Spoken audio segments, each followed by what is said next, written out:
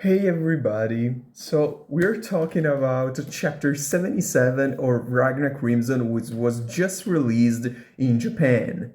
This chapter is titled The People of Gehenna and starts off exactly where we left with the last chapter in Isel, the bottom floor of Gehenna Hall, where a lot of humans live and are actually protected by dragons and well, we don't know exactly why. It might be because they are the ones who fled from the Sun cult because they disagreed with the methods or the goals, maybe, of the Sun cult. We'll see. We're still with Gargantina, Eruneski, and Barulboruk, the dragon that was just introduced last chapter. She says that she wants to bolster their army with the 200,000 extra dragons. Talking about low-level dragons, of course. In order to do this, she seems to need blood, and not just any ordinary blood. She seems to need the blood of the advanced dragons, like her, Gargantina, and Eruneski. And in fact, she kind of assaults Eruneski because one of her braids turns into a sort of deer-like being, and it bites Eruneski's neck to suck blood from it. So this appears to be at least one part of her power. We still don't know what it is exactly. I mean, we know that she's called the Swarm Dragon, so my assumption for now is that she's able to produce like dragons en masse, as she implies when she says, I want to bolster by 200,000 units our army. And maybe her power allows her to even make dragons out of other upper dragons' blood, other advanced dragons' blood. She seems to be even able to make mature dragons. However, Boruk protests, saying that she's still hasn't recovered yet from her injuries from the battle against Ragna and the Sun Cult at the Rugia silver mines. She also says, and this is an interesting hint at one of the possible limits of the powers of the monarch of the bloodline of Roars, Bagram.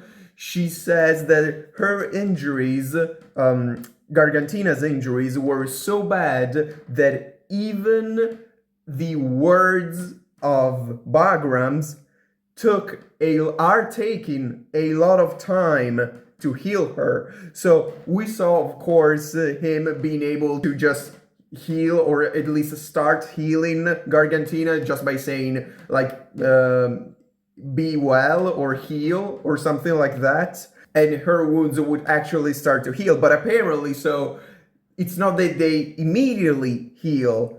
If the damage is very, very severe, it could take days, even like weeks. As Gargantina and Boruk are bickering, they are interrupted by a new character called Skirim Zaha. This guy seems like a very handy person. He's just out there drinking. And we see, I'm skipping a few pages here, but we see that his weapon is a rapier kind of sword, which has the symbol of the bloodline of claws on it, on its hilt. So he must be one of the 6 people to whom Gilzea has given his 6 magic weapons. We know that one is Skirm Zaha, one is Li Hakuren, the ageless swordsman from the Sun Cult, and another one is the guy that was killed by, wait, what's his name? Oh my god. Walter Kamui, yeah, the guy who was killed by Walter Kamui and then was deprived of his weapon. Like, Walter Kamui stole his weapon from one of those 6 people. Okay, now Boruk also takes some blood from him, and while she's doing it, she asks him if he has done his job. And by his job, as they elaborate, then she means dealing with a human intruder that came in Gehenna, that tried to raid Gehenna around 10 days prior. We are on March 20th of the year 498 right now, so we are talking around March 10th. And as we pretty clearly see a couple of pages later, that human was indeed our boy Shin Cutlass. Last time we saw him, we were told by Isaac that he had parted ways with them, and we had seen a panel of him standing atop one of those giant sort of spikes.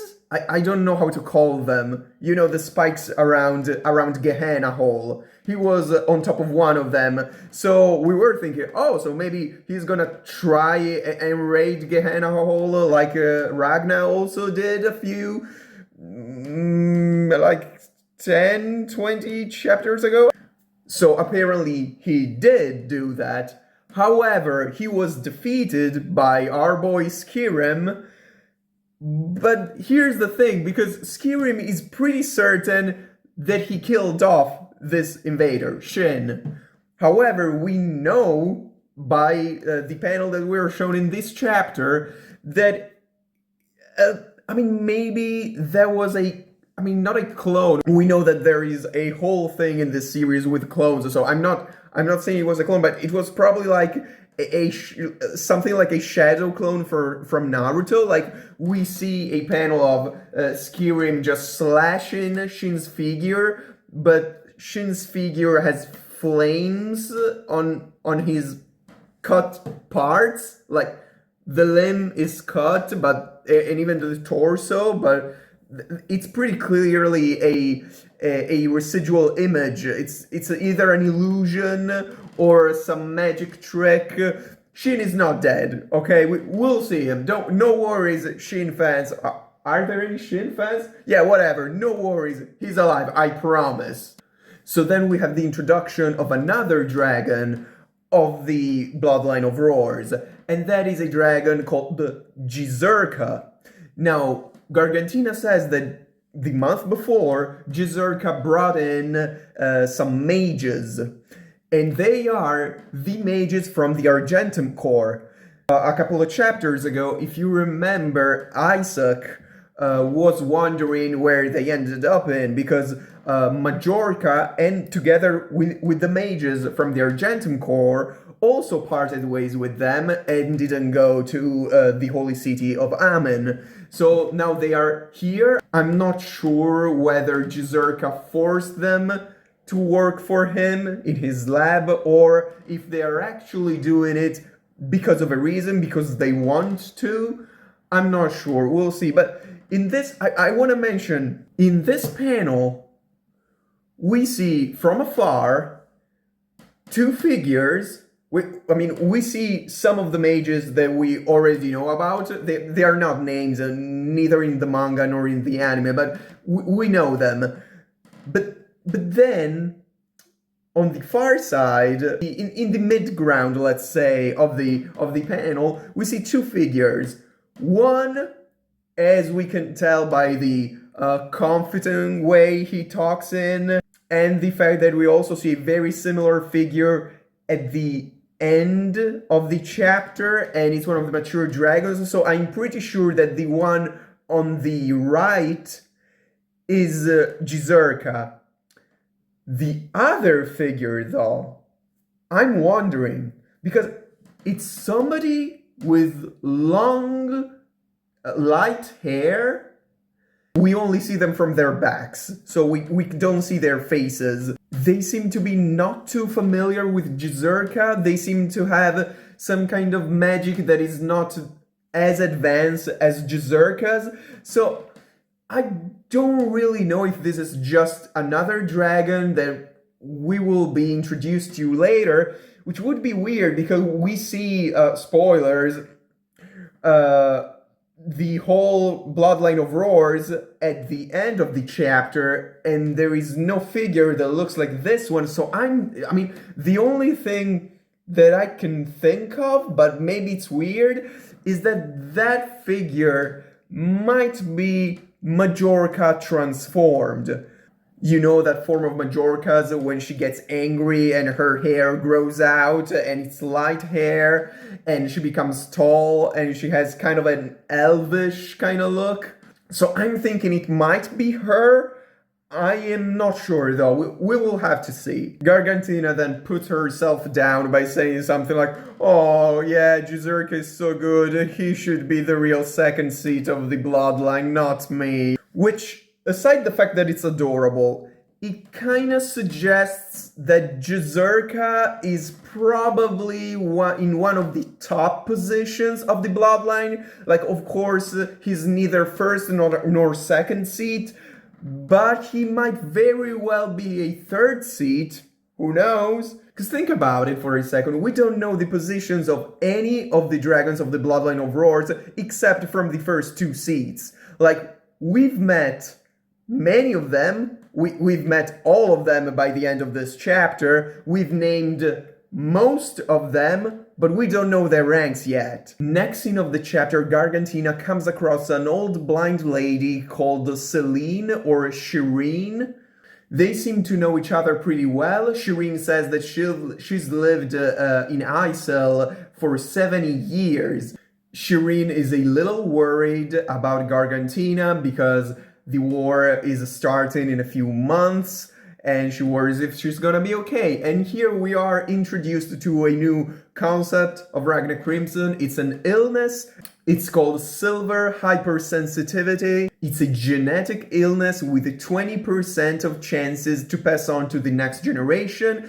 This illness will make silver aura poisonous for you, and in the most severe cases, it might damage your sight or hearing just by being in the proximity of silver. Of course, it's the Ragna Crimson silver, as we know, the silver that we know, the one with chemical symbol AG, still exists, but now it's called like silver scum or something. I'm not sure how they call it in the English release. The one that they now call silver is the one that comes from the silver comet, and it's the one that has this kind of supernatural properties. So that is the thing that damages people with silver hypersensitivity. And since, again, it's genetic, it passes on to the next generation, then the Sun Cult apparently has been discarding and abandoning anybody who showed any signs of it. And apparently both Shirin and Gargantina have it. And we even see a brief flashback of young, like child Gargantina and Shirin. Shirin already has her eyes closed, so I assume she's already blind because of the illness. Like, she's probably a severe case, while Gargantina might not be a severe case. And we see the silhouettes of the monarch of Roars, Bagram, and the so-called Queen of Gehenna, a lady that we already saw a few chapters ago. It's silhouetted. Like, the first time we ever saw Isel, we saw her, and we still don't know who she is or what's her name. Basically, the two of them took in Gargantina and Celine when they found them. And this happened, as we already discussed, roughly 70 years ago, which means that, well, Gargantina is also more than 70 years ago. It's just that, of course, when you become a dragon, your aging stops, or at least it slows down dramatically. So probably after, I don't know, 10-ish years after they were taken in, Gargantina became a member of the bloodline of Roars, I assume. Then we cut to an unknown location inside of Gehenna, where Bagram is reached by Gargantina in her full armor, and they talk about how Lapisdozo, the labyrinth dragon which died in the Rugia silver mines, how he died but after having accomplished his job. And his job, as we find out, was to dig a giant, super long tunnel all the way to the far east to allow for an invasion of Japan. Now, of course, as I think all of us know, Japan is separated by the continental Asia by a sea. So, of course, this tunnel will go, I think, just up to eastern China. And then from there, they might fly to Japan. Like, it's pretty reachable. And if they actually manage to make it without the monarchs of the eyes and of the scales in Japan, then that's very impressive. And it's definitely a huge advantage that they can play against them. Bagram states clearly that he wants to destroy the Sun Cult and after that go to Japan and destroy the bloodline of Scales. Why does he want to do that? We're not sure yet.